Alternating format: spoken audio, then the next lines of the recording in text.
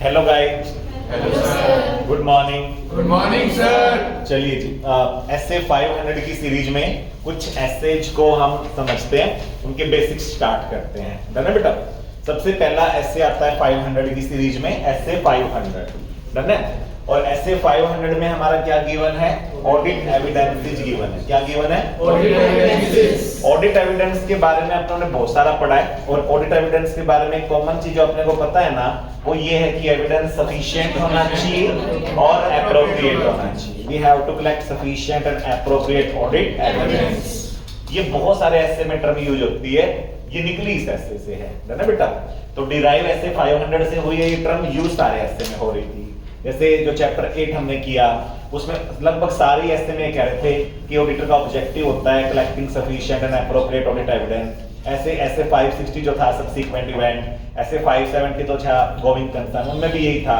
Auditor का objective होता है कि वो सफिशिएंट और एप्रोप्रिएट ऑडिट एविडेंस ऑब्टेन करे as to subsequent event, as to the events which cast a doubt on the entity's ability to continue as a going concern।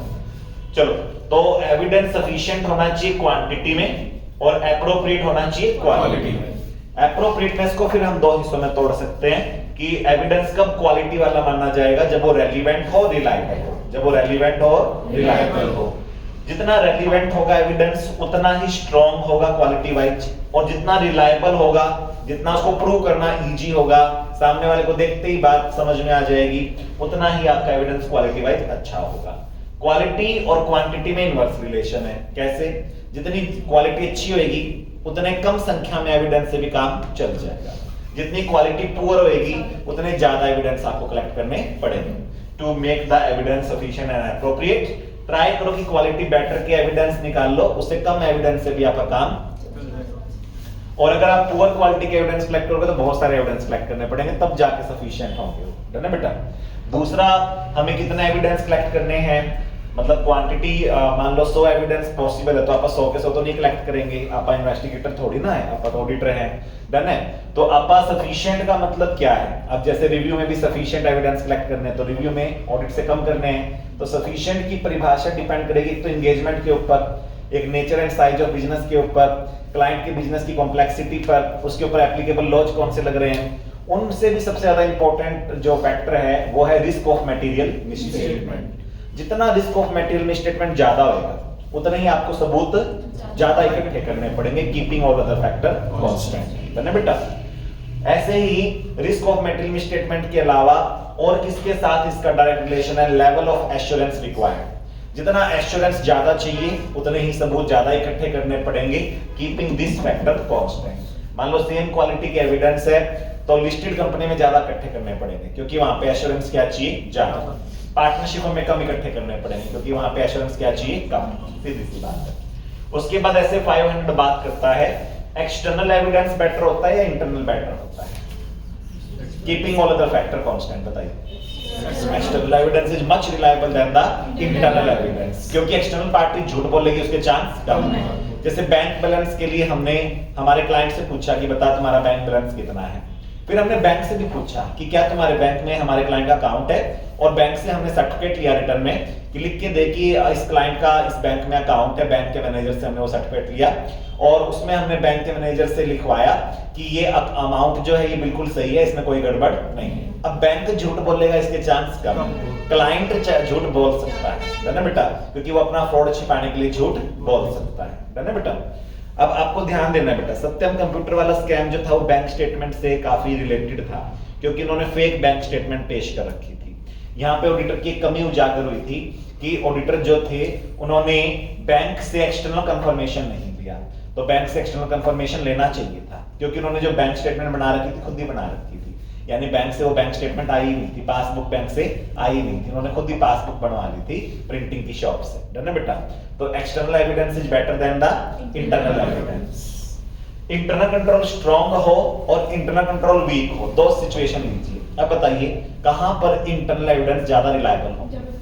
जहां पर internal control strong. Internal control strong होएगा ना, तब internal evidence ज्यादा भरोसेमंद होगी। Internal control week होएगा तो इंटरनल एविडेंस कम भरोसेमंद होगी। डन है बेटा? तो इंटरनल कंट्रोल की वीकनेस से फिर हम विश्वास कैसे करेंगे क्लाइंट के रिकॉर्ड पर?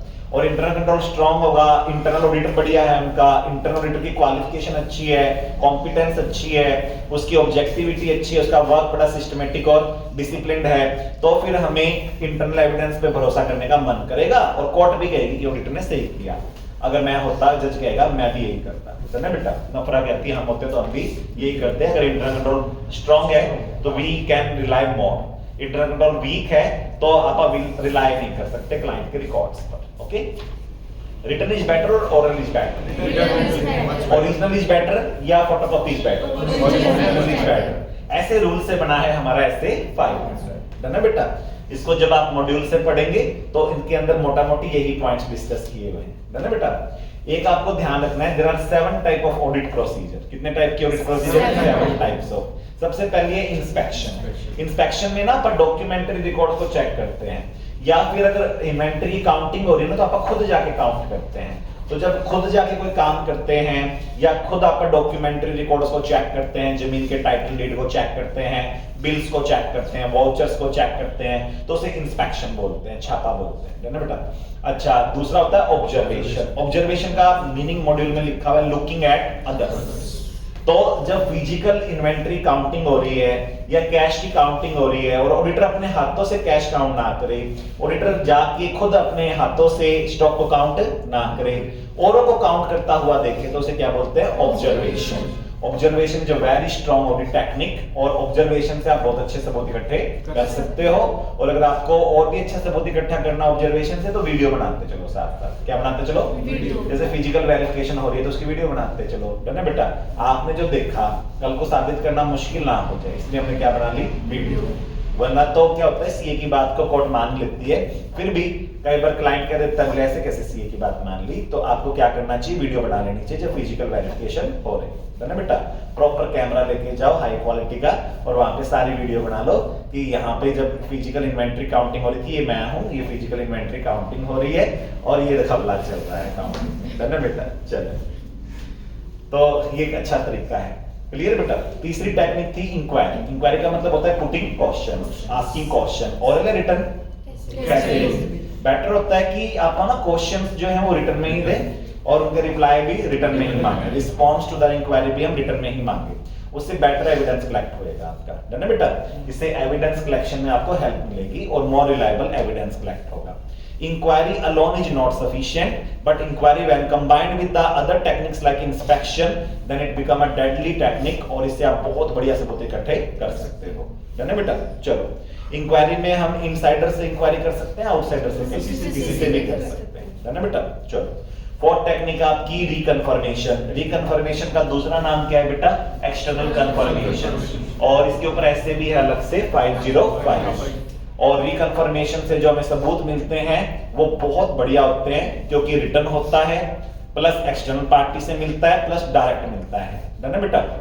अब देखो, उसके बाद पांचवी ऑडिट टेक्निक है रिकैलकुलेशन, यानी कि बहुत सारी कैलकुलेशन भी होती है जब अकाउंट तैयार होते हैं, लाइक डेप्रिसिएशन की, इंटरेस्ट की, तो उसको दोबारा कैलकुलेट करना मैनुअली या सॉफ्टवेयर के थ्रू, इसको क्या बोलते हैं? रिकैलकुलेशन। उसके बाद एक टेक्निक है एनालिटिकल प्रोसीजर। एनालिटिकल प्रोसीजर पे आपका एससीबी है 520। इसमें हम फाइनेंशियल और नॉन फाइनेंशियल डाटा के बीच में कंपैरिजन करके, रिलेशनशिप बना के, लाइक रेशियो एनालिसिस, स्टैटिस्टिक्स का यूज करके एविडेंस कलेक्ट करते हैं, है ना बेटा? तो ये भी एक बहुत अच्छी टेक्निक है। और लास्ट टेक्निक है रीपरफॉर्मेंस। रीपरफॉर्मेंस में ना ऑडिटर को टाइम बहुत ज्यादा लगता है, इसलिए इसको लीस्ट एफिशिएंट टेक्निक भी बोलते हैं, बट ये मोस्ट इफेक्टिव टेक्निक है। लीस्ट एफिशिएंट के बावजूद मोस्ट इफेक्टिव इसलिए क्योंकि इसमें ऑडिटर ने सारे सबूत खुद इकट्ठे किए और उसने किसी पर भी भरोसा ना करके सारा काम खुद करके देखा।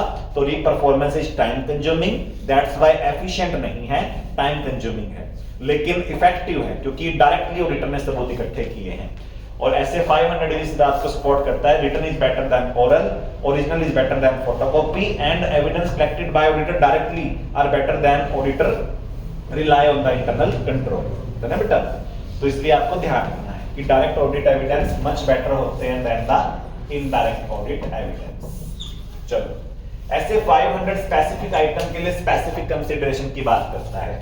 तीन स्पेसिफिक आइटम ऐसे 501 में डिस्कस है। एक इन्वेंट्री है, एक पेंडिंग लिटिगेशन है और तीसरा सेगमेंट इंफॉर्मेशन है। इस ऐसे 501 का मेजर कंटेंट जो आपके सिलेबस में है वो इन्वेंट्री से रिलेटेड है ना बेटा। इसमें आपको इन्वेंट्री की फिजिकल वेरिफिकेशन में जाकर अटेंड करना होता है, खड़े रहना होता है और आपको ऑब्जर्व करना होता है और कुछ जगह टेस्ट काउंटिंग करनी होती है, खुद जाके इंस्पेक्ट भी करना होता है बीच बीच में। अच्छा, इसमें मैनेजमेंट जो होती है वो इंस्ट्रक्शन देती है और मैनेजमेंट के इंस्ट्रक्शन को फॉलो करते हुए क्लाइंट कंपनी का जो स्टाफ है वो इन्वेंट्री को काउंट करता है। हमें देखना है कि काउंटिंग की प्रोसेस सही हो, मैनेजमेंट की इंस्ट्रक्शन कंप्लाई हो और हमें बीच बीच में टेस्ट काउंटिंग भी करके देखनी है।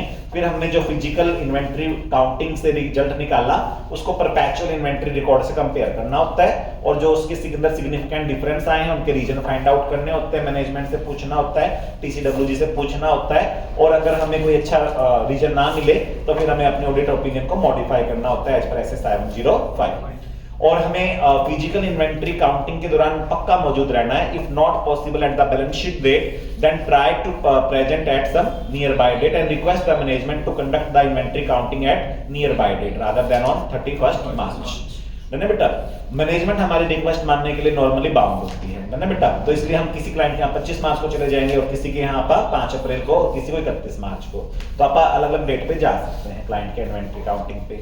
बट अगर बड़ा क्लाइंट है तो वहां पे इन्वेंट्री काउंटिंग में 10-10 दिन 15 दिन भी लग सकते हैं, तो इसलिए आपके पास सफिशिएंट स्टाफ होना चाहिए। फिर अगर 25 मार्च को आप गए हो तो 31 मार्च का स्टॉक पहुंचने के लिए एडजस्टमेंट्स होगी, तो आपको एडजस्टमेंट चेक करनी पड़ेगी, परचेज सेल के बिल चेक करने पड़ेंगे इन 6-7 दिनों की।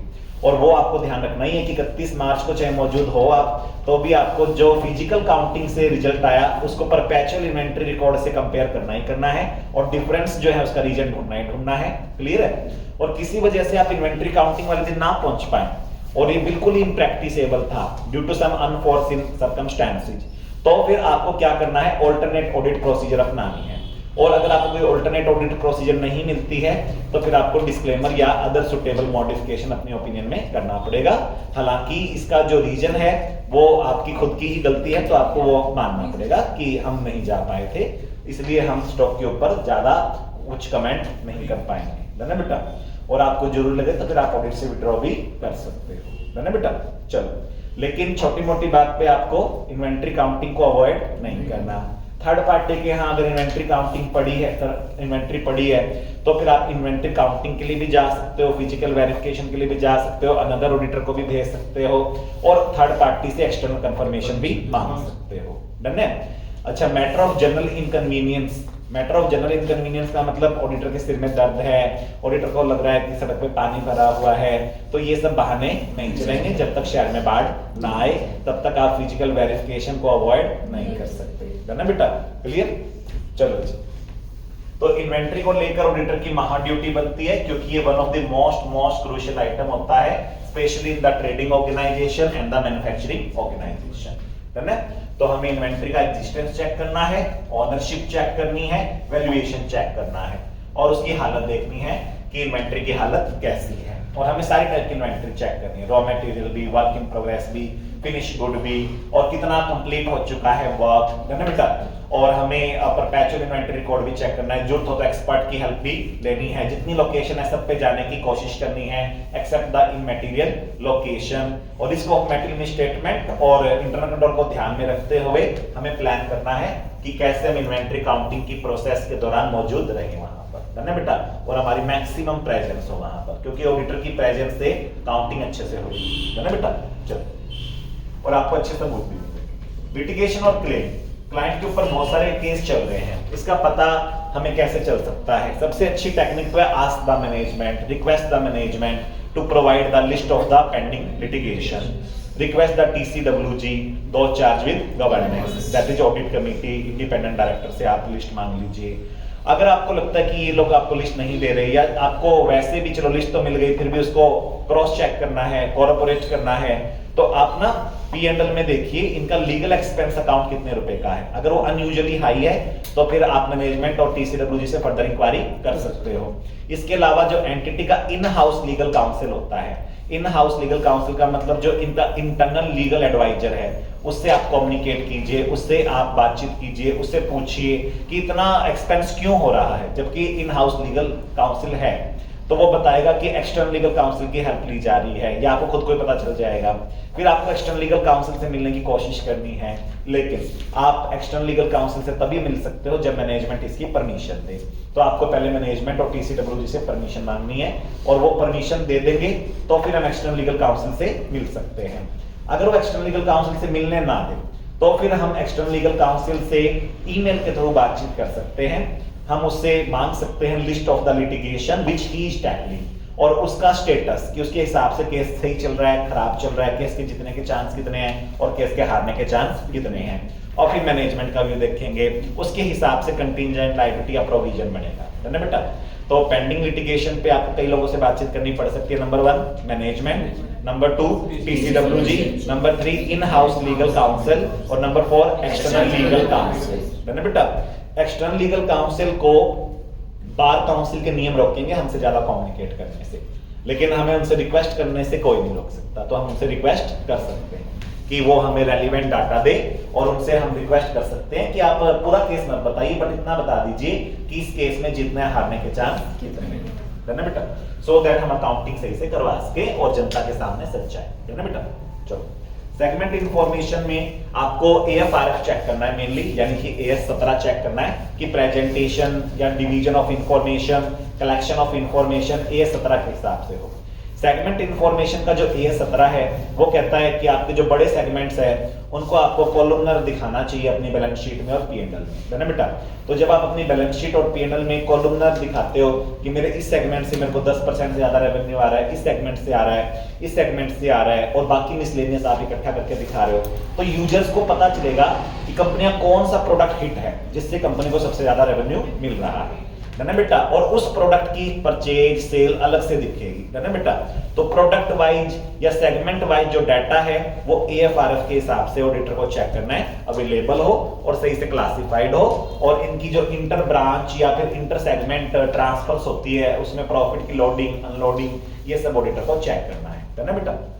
तो इसमें आपको मेनली AFRF चेक करना है। ऐसे 500 ये ऑडिटर को बहुत ही बढ़िया सबूत दिलवाता है। इसमें हम पहले एक्सटर्नल पार्टी से यानी कि कंफर्मिंग पार्टी से यानी कि डेटर से, क्रेडिटर से, बैंक से, स्टॉक अगर थर्ड पार्टी के पास है तो थर्ड पार्टी से हम एक्सटर्नल कंफर्मेशन रिक्वेस्ट भेजते हैं और फिर बदले में ये हमें क्या देते हैं, एक्सटर्नल कंफर्मेशन कि हाँ आपने जो कहा कि डेटर का बैलेंस इतना है तो डेटर कबूल करेगा कि हाँ मेरा बैलेंस इतना है। आपने कहा क्रेडिटर को कि क्लाइंट के रिकॉर्ड में क्रेडिटर तेरा बैलेंस इतना है तो क्रेडिटर कबूल करेगा कि हाँ उसका बैलेंस इतना है। अगर क्रेडिटर या डेटर ने उस मामले को या उस मैटर को या उस अमाउंट को उस ट्रांजैक्शन को मानने से मना कर दिया तो फिर आपको मैनेजमेंट और टीसीडब्ल्यूजी से इंक्वायरी करनी है कि आपका क्रेडिटर आपका डेटर झूठ बोल रहा है या आप झूठ बोल रहे हो, है ना बेटा।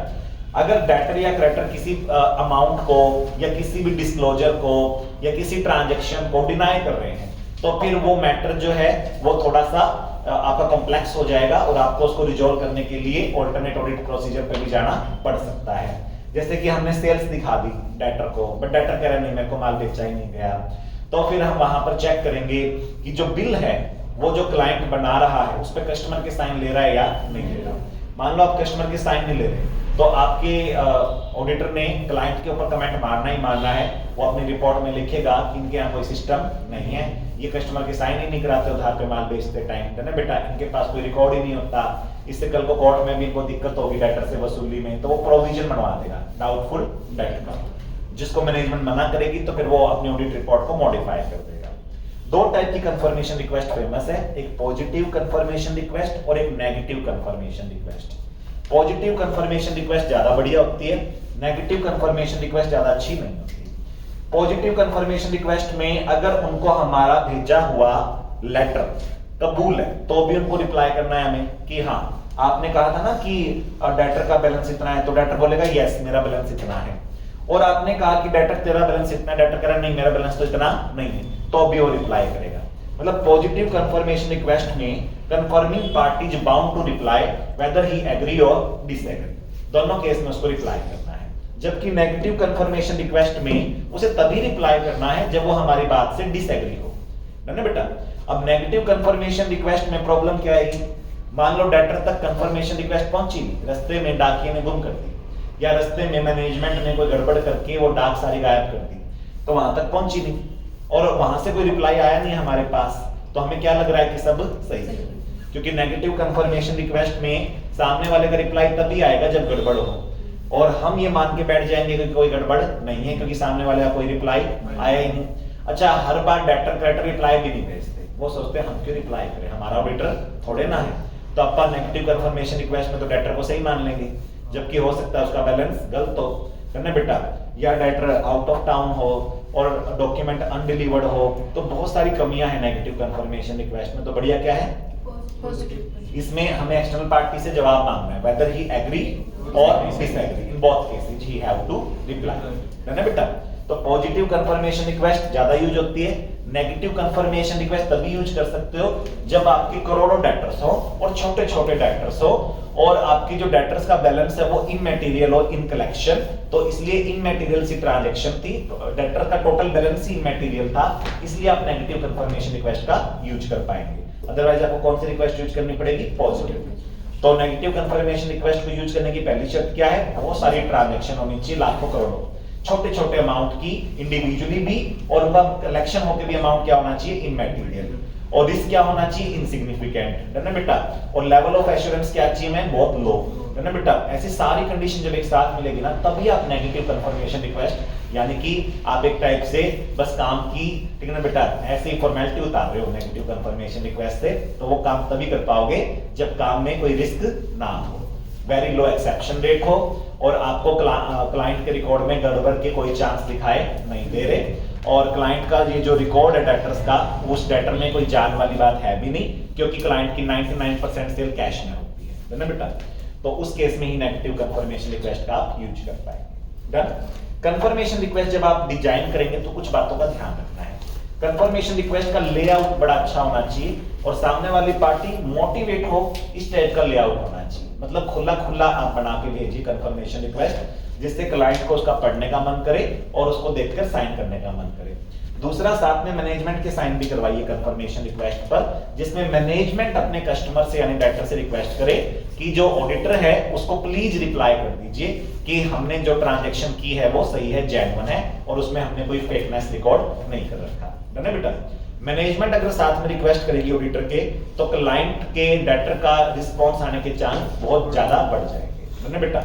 साथ में आप उसको एश्योर कीजिए कि आपका नाम कहीं नहीं आएगा, कल को अगर कोई कार्रवाई भी होगी तो आपको कोर्ट में बुलाया नहीं जाएगा, है ना बेटा। उसको कॉन्फिडेंशियलिटी का एश्योरेंस दोगे तो रिस्पॉन्स ज्यादा आएगा, है ना बेटा। साथ में आपको कंफर्मेशन रिक्वेस्ट ना इलेक्ट्रॉनिक मेल से भी डालनी चाहिए, फिजिकल के अलावा, क्योंकि ईमेल का रिप्लाई आने के चांस ज्यादा होते हैं, है ना बेटा। फिजिकल मेल में उसको पोस्ट ऑफिस जाना पड़ेगा, कोरियर जाना पड़ेगा, तो चांस रिप्लाई आने के क्या हो जाएंगे, कम, है ना बेटा।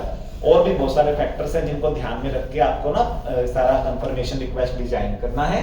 और सबसे पहले तो एप्रोप्रिएट कंफर्मिंग पार्टी चूज करनी है जो आपको रेलिवेंट इंफॉर्मेशन दे सकती है ना बेटा।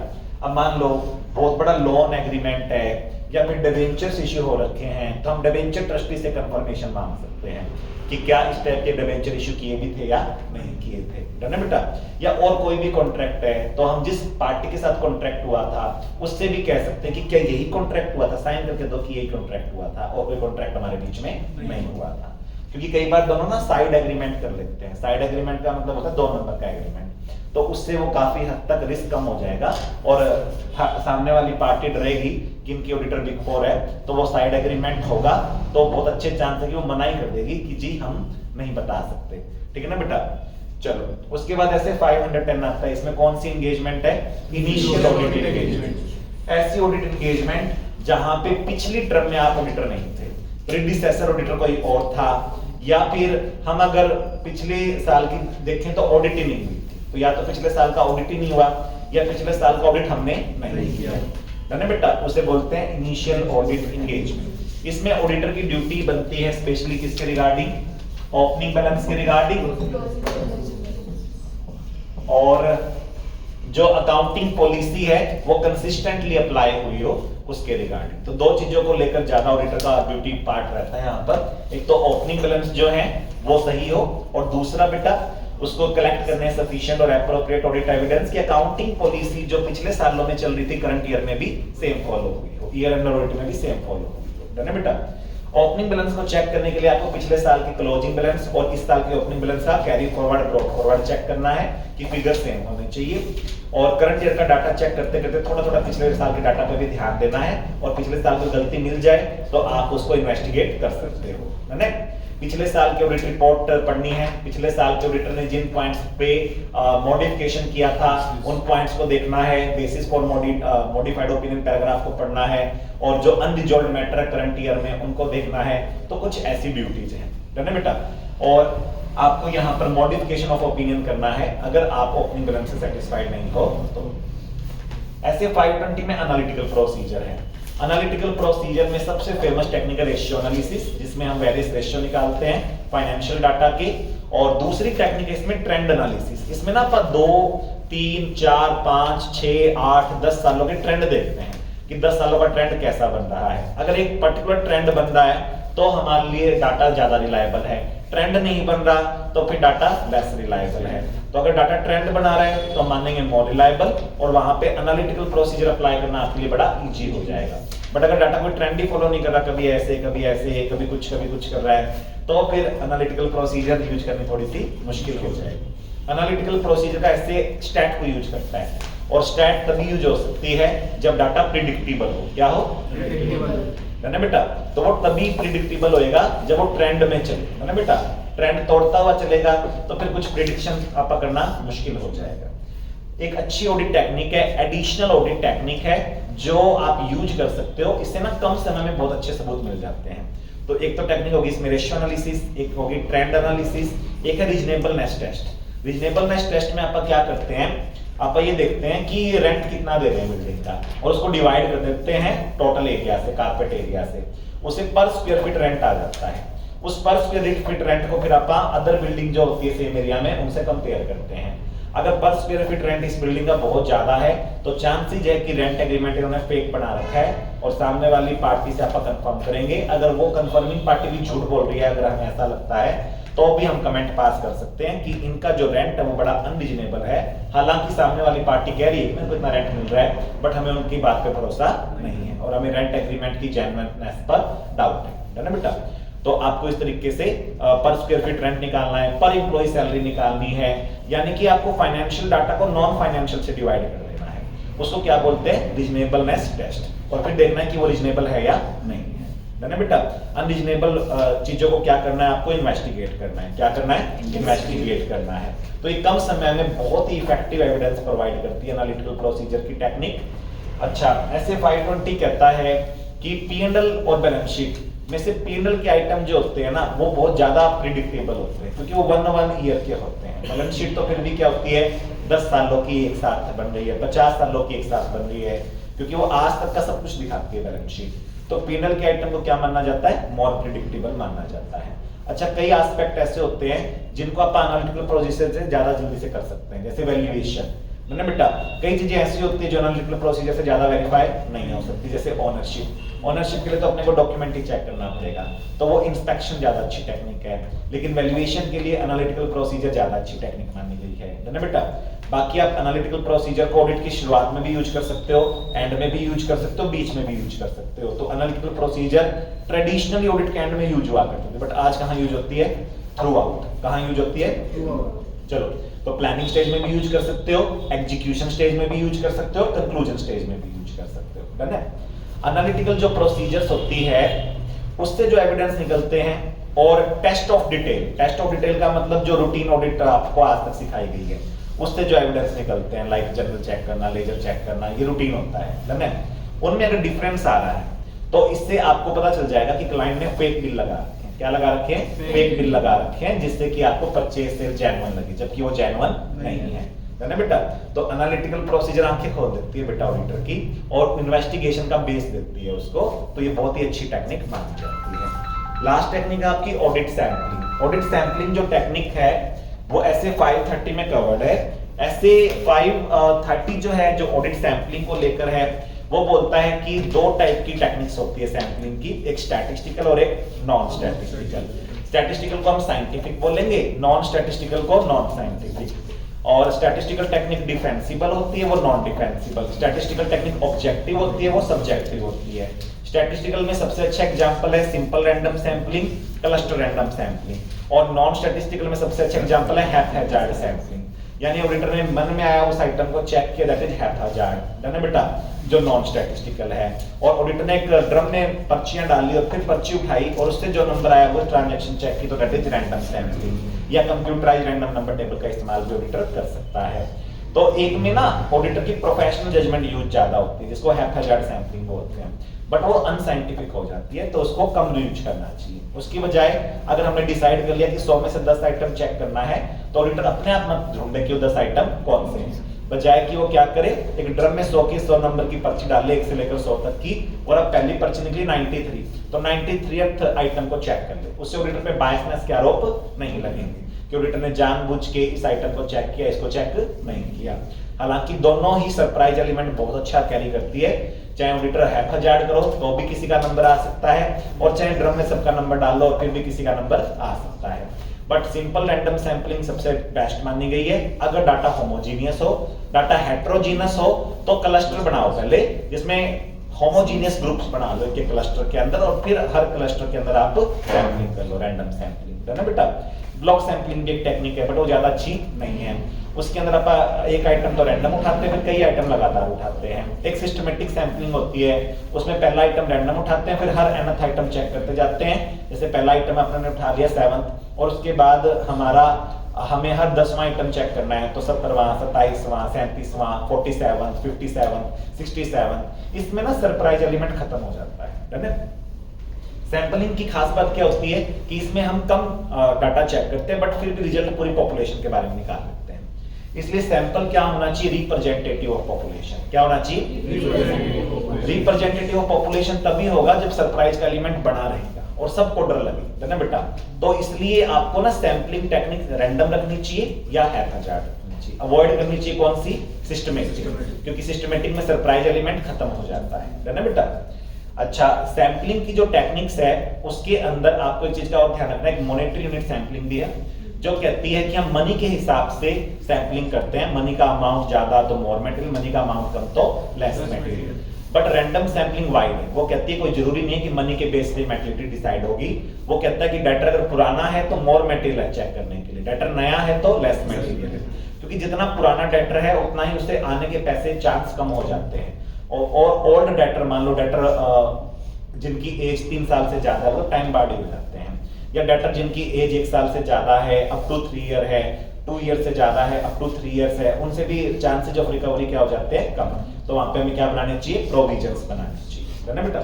तो आपको ध्यान देना है कि सैंपलिंग की जो टेक्निक्स होती है वो 2 टाइप की होती है, स्टैटिस्टिकल और किसमें प्रोबेबिलिटी का यूज होता है, स्टैटिस्टिकल, और मैथमेटिकल होती है स्टैटिस्टिकल। और उसके अंदर आप ना बड़े अच्छे से रिस्क कैलकुलेट कर सकते हो, है ना, क्योंकि इसमें प्रोबेबिलिटी और मैथ का यूज हो रहा है, स्टैट का यूज हो रहा है ना। नॉन स्टैटिस्टिकल में आपको ये नहीं पता आप रिस्क कितना ले रहे हो, तो आपको ऑडिट रिस्क को मिनिमाइज करना होता है। आपको पता ही नहीं रिस्क कितना ले रहे हो, तो आप मिनिमाइज कैसे करेंगे। तो बेटर कौन सी टेक्निक हुई, स्टैटिस्टिकल। स्टैटिस्टिकल टेक्निक बेटर क्यों है, number 1 scientific, defensible, objective, auditor को सेव करेगी from the charge of negligence, है ना बेटा। और इसमें रिस्क कैलकुलेट हो सकता है, प्रिसाइज डिग्री से कैलकुलेट हो सकता है। इसमें जब पॉपुलेशन का साइज बढ़ेगा तो सैंपल का साइज उतना बढ़ाने की जरूरत नहीं है, क्योंकि स्टैटिस्टिकल टेक्निक्स की खूबी होती है कि इसमें पॉपुलेशन का साइज 10 गुना बढ़ गया तो सैंपल का साइज आप 2 गुना भी बढ़ा लोगे तो भी रिजल्ट उतना ही अच्छा आएगा, है ना बेटा। तो सैंपलिंग की जो टेक्निक्स है उसमें बेटर कौन सी हुई, स्टैटिस्टिकल। चलो अब मेरे को ये बताओ बेटा कि जो सैंपलिंग यूनिट होती है वो किसे बोलते हैं। तो जो इंडिविजुअल आइटम्स होते हैं ना उन्हें क्या बोलते हैं, सैंपलिंग यूनिट्स। सैंपलिंग यूनिट ज्यादा रखें या कम रखें, तो वो डिपेंड करेगा case to case. More assurance चाहिए तो more sampling unit, less assurance चाहिए तो less sampling unit. Internal control weak है तो more sampling unit, internal control strong है तो लेस सैंपलिंग यूनिट, है ना बेटा। अगर आप टॉलरेट नहीं कर पा रहे एरर को और आपको टॉलरेबल एरर की रेंज बहुत कम दी हुई है तो फिर आपको सैंपलिंग यूनिट क्या रखनी पड़ेगी, ज्यादा। अगर आप मैट्रिक लेवल डाउन रखेंगे तो भी सैंपलिंग यूनिट क्या रखनी पड़ेगी, ज्यादा। और अगर मैट्रिक लेवल हाई है आपका, टॉलरेबल रेंज हाई है आपकी, तो फिर कम सैंपल से भी काम चल जाएगा, कम ट्रांजैक्शन को चेक करने से भी काम चल जाएगा, है ना बेटा। तो सैंपलिंग यूनिट क्या होगी, इंडिविजुअल आइटम्स को हम क्या बोलते हैं, सैंपलिंग यूनिट। चलो आज मैंने ब्रीफ आपको इंट्रोडक्शन दिया ऐसे 500 की सीरीज के अंदर कुछ एसेज का, ऐसे 540 हमारे सिलेबस में नहीं है अकाउंटिंग एस्टिमेट वाला, 550 रिलेटेड पार्टी का सिलेबस में है आपका, जो मॉड्यूल 1 में मिलेगा आपको 550 चैप्टर 4 में, 560 570 580 सबसीक्वेंट इवेंट गोइंग कंसर्न और आपका written representation from the management TCWG and the knowledgeable person, ये चैप्टर 7 में है मॉड्यूल 2 के। Thank you.